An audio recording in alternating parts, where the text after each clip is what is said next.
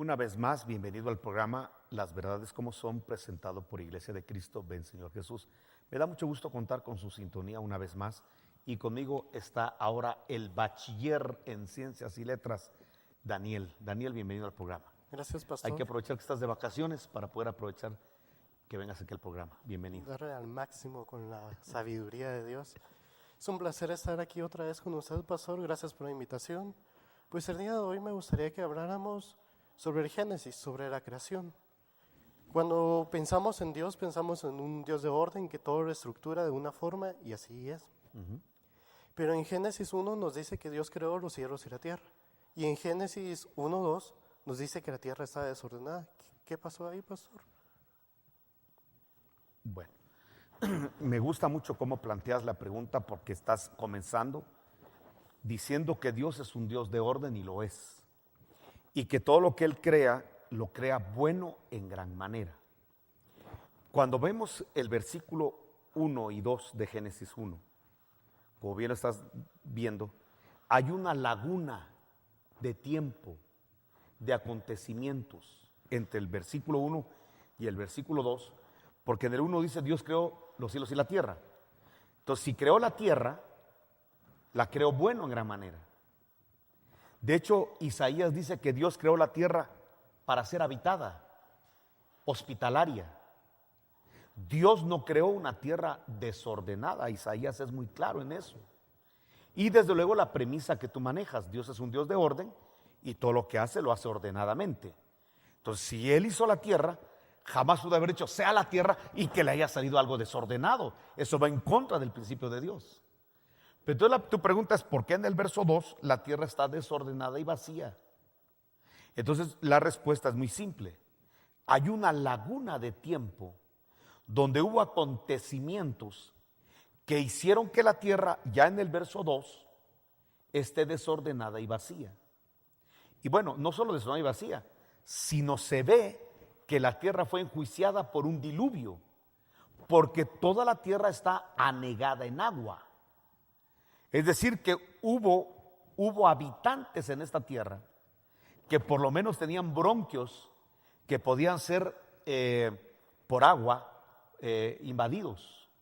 De tal manera que se nota claramente que hubo un diluvio, obviamente mucho antes del de Noé, un diluvio de agua en la tierra, donde la tierra está desordenada, vacía, las tinieblas son la cobertura de los abismos y vemos una tierra defectuosa. Obviamente, como bien dices tú, eso no salió de la mano de Dios.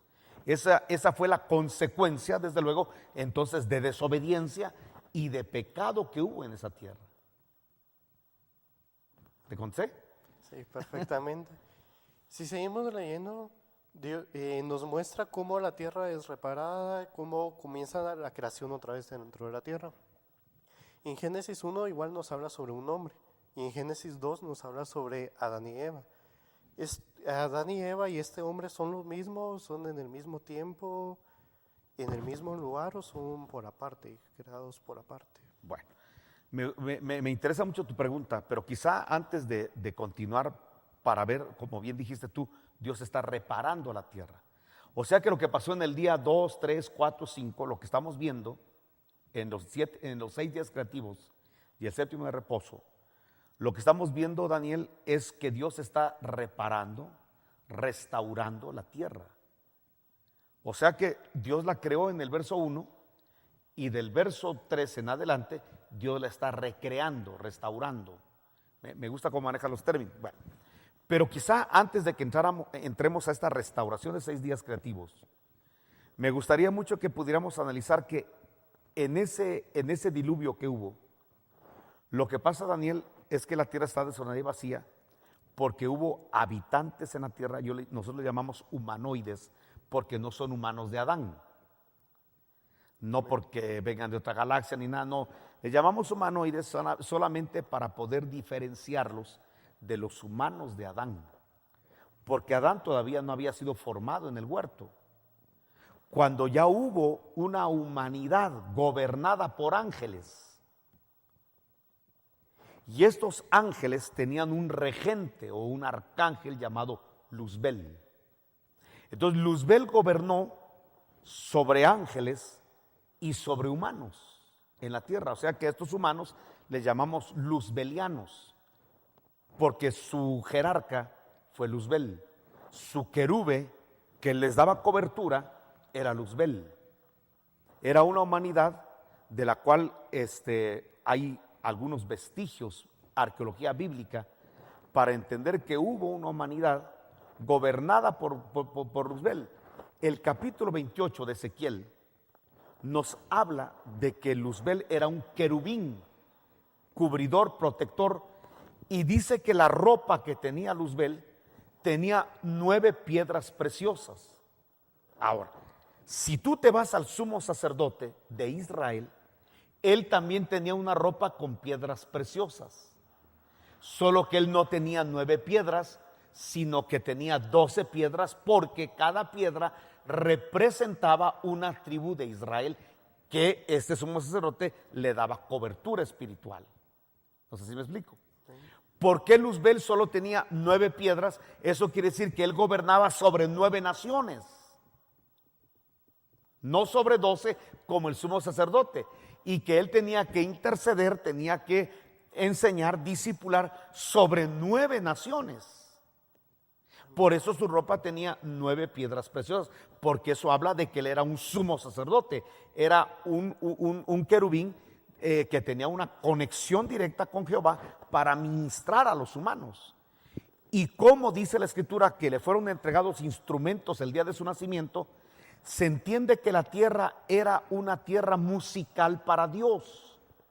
La tierra fue en esa estructura humana, en esa estructura angélica, en esa estructura bajo la cobertura de Luzbel, la tierra fue un lugar de alabanza y de adoración para Dios. Esta tierra en el pasado fue una tierra adorativa, una tierra musical para Dios. Porque tú sabes que, vamos a poner un ejemplo.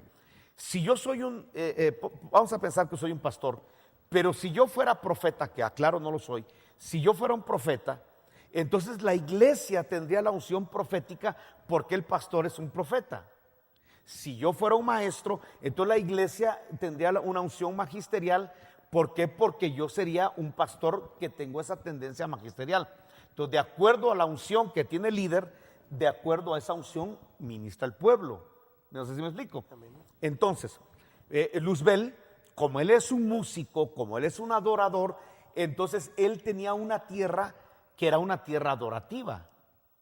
Por eso, algo que estamos recuperando nosotros ahora es la adoración en la tierra para Dios. Lo que estamos haciendo es recuperar en la alabanza, adoración, en la restauración del tabernáculo de David, algo que se había caído ancestralmente desde el mundo luzbeliano. Amén. Y algo que le dijo David, ya ves que David fue un hombre de alabanza, de adoración. De hecho, el hombre que tiene revelación de los instrumentos musicales, revelación de la forma de cantar, revelación de la forma de adorar, de cómo se establece el ministerio de alabanza y de adoración para Dios, es David. Y David le dijo algo a Mical, cuando Mical lo afrentó por la danza y por la adoración que él le ejerció a Dios. Cuando el arca llegó a su casa, Mical lo arengó, le dijo que se había hecho un vil. Entonces David le dijo, lo que pasa, le dijo, es que yo fui colocado en lugar de tu padre, hablando de Saúl. Pero si este plano lo ubicamos apostólicamente, encontraremos que lo que David estaba haciendo es que David era una figura del Señor Jesucristo, que le estaba diciendo a Mical, una figura de la Babilonia de la tierra, le estaba diciendo, lo que pasa es que tu padre el diablo tuvo los privilegios que yo ahora estoy tomando. No sé si me explico. Entonces, como que estamos diciendo David, nuestro David que es Jesucristo, le está diciendo a la Babilonia, Babilonia, yo estoy recuperando lo que se perdió desde Luzbel. Lo que el diablo perdió yo lo estoy recuperando. Y por eso a la iglesia, que es el cuerpo de Cristo, nos han llamado a restaurar el tabernáculo de David que se había caído. Pero no el tabernáculo de David, no el tabernáculo que él puso en su patio, sino el que tuvo Luzbel en la tierra, en una tierra antes de Adán. No sé si me explico. Pero como Luzbel rompió con la adoración, con la alabanza, trastocó la alabanza. En vez de darle la alabanza al Señor, se la dio para sí mismo. Entonces los adoradores dejaron de adorar a Jehová y empezaron a adorar al embajador, al ministro. Y que ese es el cuidado que tiene que tener la iglesia para no repetir algo ancestral, de que la gente esté adorando al pastor en vez de adorar a Jesucristo. Que adore al apóstol en vez de adorar a Jesucristo. Que se sienta muy orgulloso de ser de una organización cristiana y no de Jesucristo. Y hay que tener mucho cuidado que los músicos, los servidores, los predicadores no querramos la alabanza para nosotros, porque estaríamos repitiendo exactamente lo mismo que pasó en la élite de Luzbel y en el mundo luzbeliano, que como bien ves tú en Génesis capítulo 1 verso 2, quedó anegado en agua, enjuiciado. Dios enjuició esa tierra. ¿Por qué? Porque los adoradores se trastocaron, se volvieron falsos adoradores. Por eso Jesús habló de que venía la hora, y ahora es, en que los verdaderos adoradores, los de la iglesia, adoraremos al Padre en espíritu y verdad. Y tales adoradores Dios está buscando que le adoren. Dios está buscando otra vez la adoración en la tierra, porque se había perdido en el mundo luzbeliano. Y por eso es que tú ves que la tierra está desordenada y vacía, anegada en agua, en un diluvio de agua, porque los humanos adoradores trastocaron su función. Bueno, ahora pasemos a lo que me estás diciendo. Ya cuando Dios empieza a recrear la tierra, entonces ya la empieza a recrear en 6 días. Entonces Dios creó al hombre. Génesis 1, 26, 27 y 28 dice la escritura que Dios creó al hombre. Amén. Y le dijo que se fuera por toda la tierra. Y lo creó varón y hembra. Y le dio para comer de todos los frutos que habían de los árboles de toda la tierra. ¿Cierto? Y lo mandó a multiplicarse por toda la tierra. Eso es lo que leemos en la escritura, Génesis 1, 26, 27 y 28 y subsiguiente, así es lo que leemos. ¿Cierto o no? Bueno, pero después vemos en el capítulo 2 un relato diferente. Así que si aprendiéramos a jugar, como ya ves que a veces en algunos lugares, como en las prensas, en la parte, ¿cómo se llama?, de juegos, te ponen a veces 2 cuadros que parecen idénticos y te dicen encuentra las diferencias. Entonces tú tienes que colocar y marcar dónde están las diferencias de una foto con otra. Si tú pudieras jugar Génesis capítulo 1 y Génesis capítulo 2 en la creación del hombre y encontrar diferencias, encontrarías que aunque los dos son hombres creados por Dios, son creaciones totalmente diferentes en tiempo, en lugar. No son los mismos. Los hombres de Génesis 1:27 y del capítulo 2 no son los mismos. Son totalmente diferentes, 2 creaciones totalmente diferentes. Veamos diferencias. Génesis 1, Dios creó al hombre, Bará creó al hombre. Cuando te vas a Génesis capítulo 2, Dios formó al hombre del polvo de la tierra. No lo vará, no lo creó, lo formó.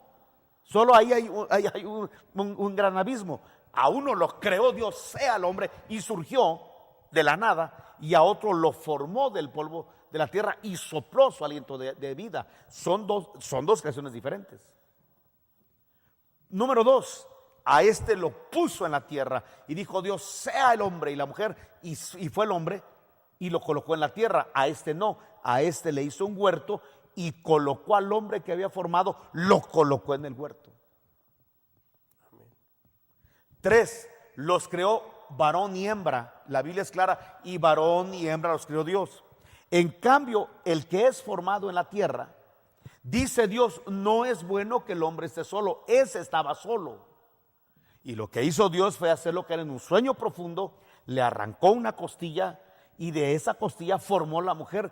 Cuestión que no existe en Génesis 1, porque en Génesis 1, por generación espontánea, Dios coloca al hombre y a la mujer y los bendice como pareja.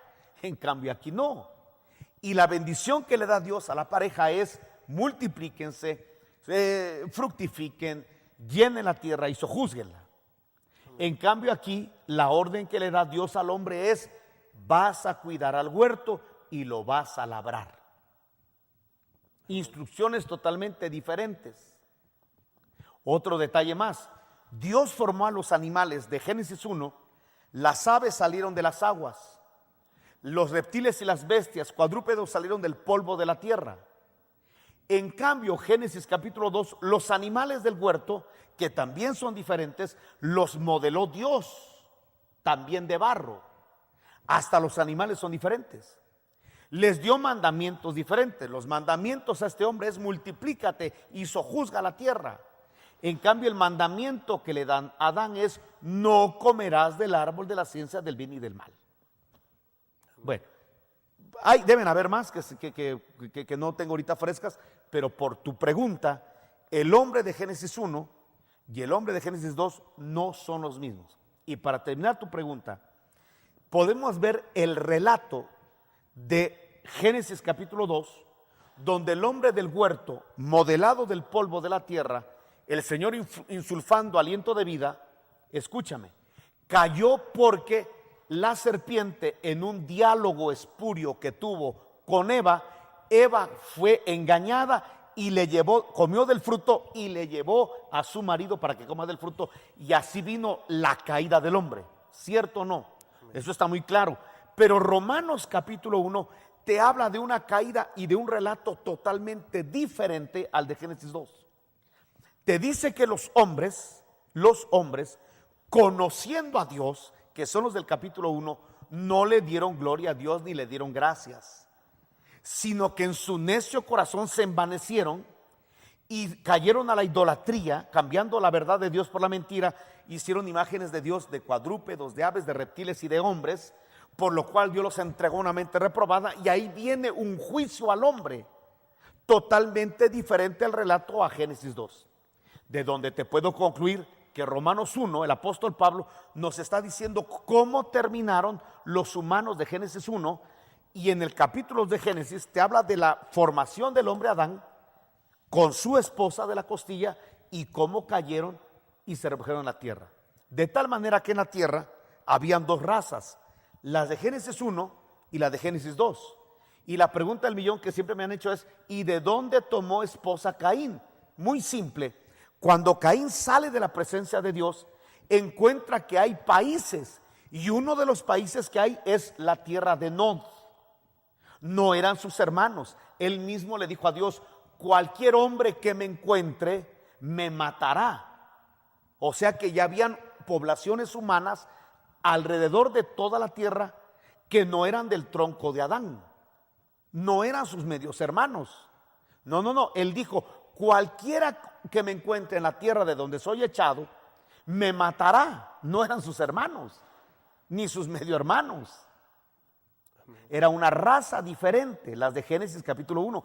Y dice que él llegó a la tierra de Nod y encontró a esa mujer que es descendiente de Génesis 1:27, y ahí tiene y da a luz un hijo, y viene una raza deformada. Porque si estudias en el capítulo 4 de Génesis, encontrarás una raza deformada en la raza de Caín.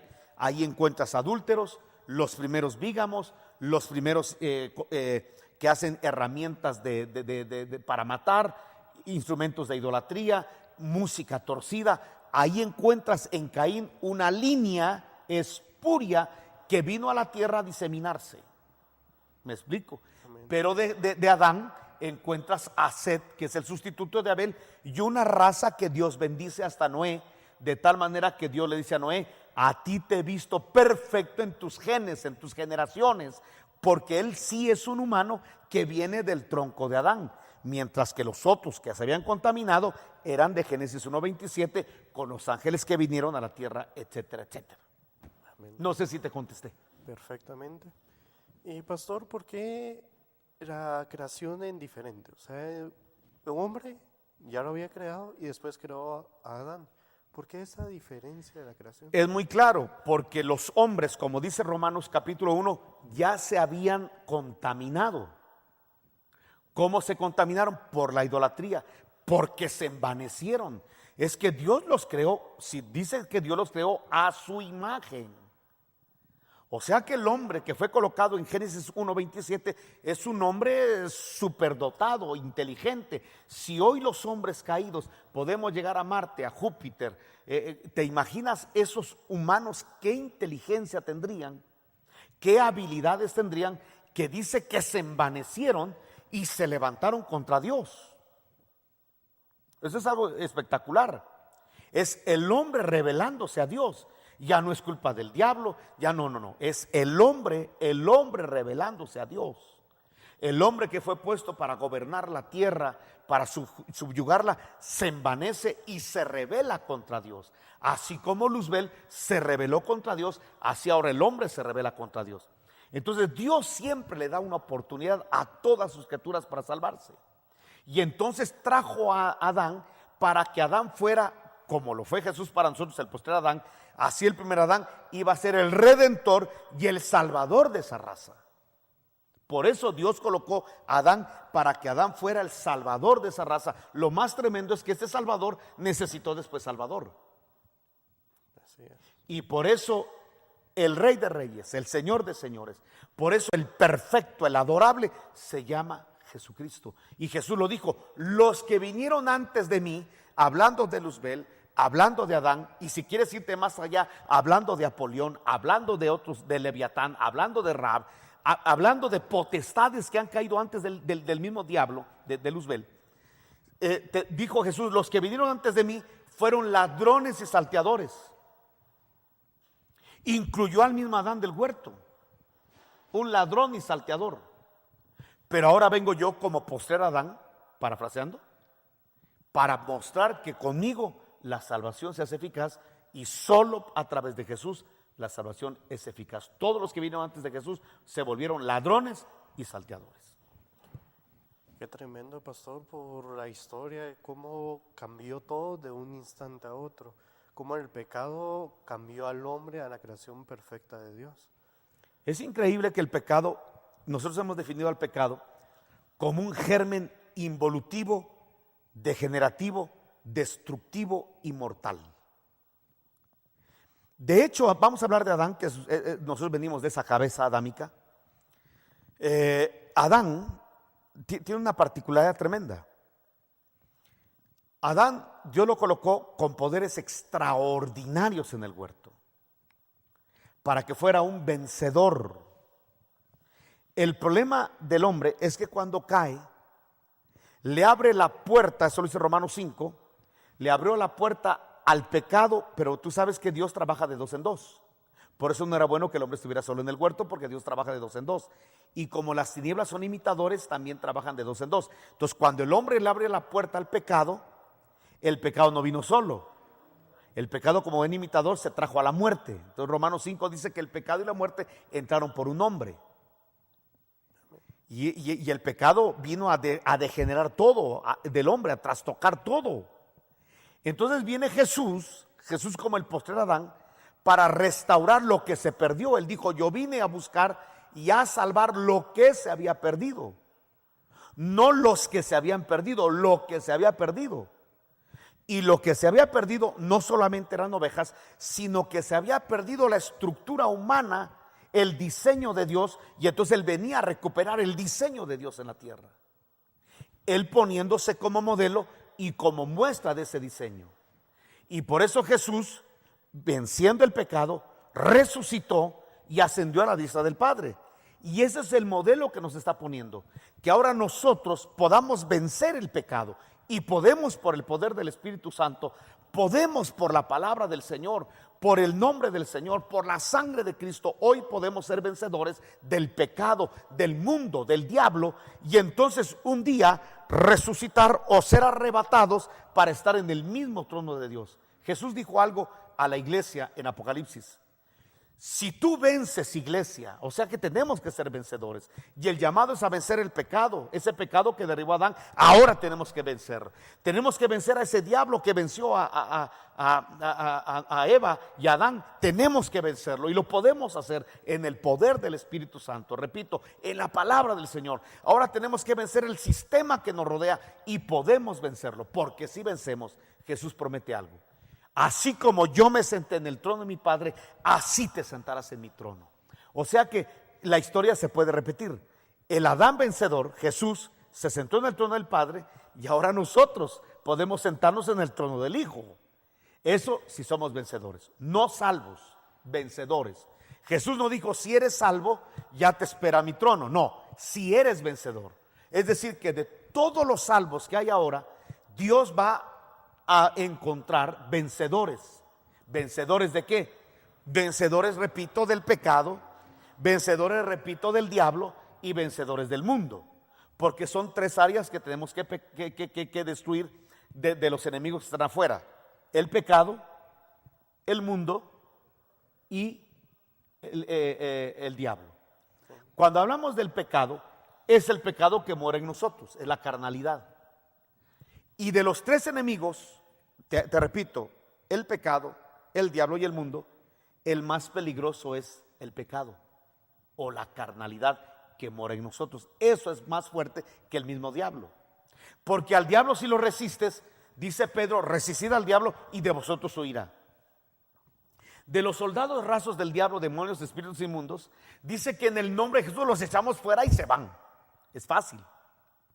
Si hablamos, por ejemplo, del mundo, dice que nuestra fe ha vencido al mundo. La fe vence al mundo, dice Juan, la carta de Juan.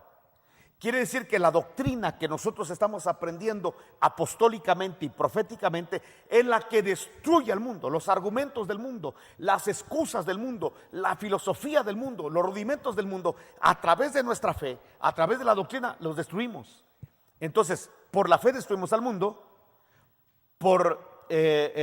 al diablo lo resistimos y huye de nosotros, pero el problema es la carne que mora en nosotros, el pecado que mora en nosotros. Ahí tenemos que tener rendición de voluntad, que eso es más tremendo que reprender al diablo, que reprender demonios. Esto es más fuerte porque aquí hablamos de morir a nosotros mismos, a nuestros gustos, a nuestros quereres, con tal de dar lugar al querer y al gusto de Dios. Por eso vencer al pecado es un poco más complicado que al mismo diablo y al mismo mundo. Pero teniendo una buena doctrina, resistiendo al diablo y negándonos a nosotros mismos, es que vamos a encontrar la victoria sobre estas áreas. Si llegamos a ser vencedores de esto, los salvos vencedores de esto serán arrebatados al trono del Hijo. Y entonces ahí se habrá recuperado lo que se había perdido. Lamentablemente me gusta mucho platicar contigo siempre, pero el tiempo se nos ha ido y quiero decirle a los televidentes que nuestra conversación, yo espero les edifica a ustedes también. Y este es el programa Las Verdades como Son, presentado por Iglesia de Cristo, Ven Señor Jesús. Un gusto estar con ustedes.